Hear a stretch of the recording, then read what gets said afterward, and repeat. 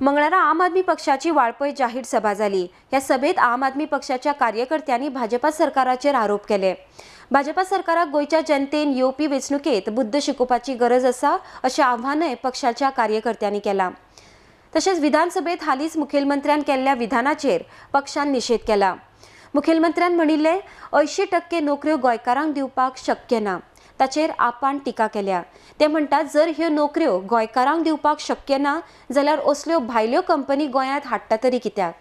गोंय सरकारान ह्यो नोकऱ्यो गोंयकारांक दिवपाक तरणाट्यांक सुशिक्षीत करपाची गरज आसा।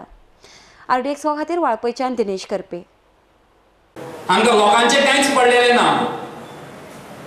कसली घराणेशाही, कितले तेप चलयतले तुम्ही घराणेशाही।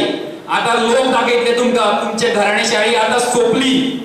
आता लोकांचे सरकार येतले, आम आदमी पार्टीचे सरकार येतले, आम आदमीचे सरकार येतले आणि ताची नांदी आज हांगासर सुरू जाता।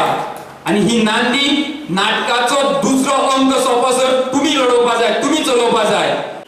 तो कहा जाता है कि 80% नौकरियां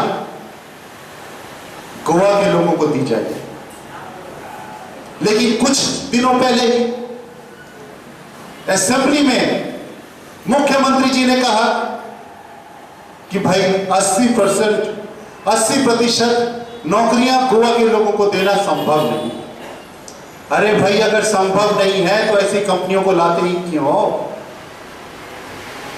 लाने से पहले कम से कम हम अपने नौजवानों को इतनी शिक्षा तो दे लें,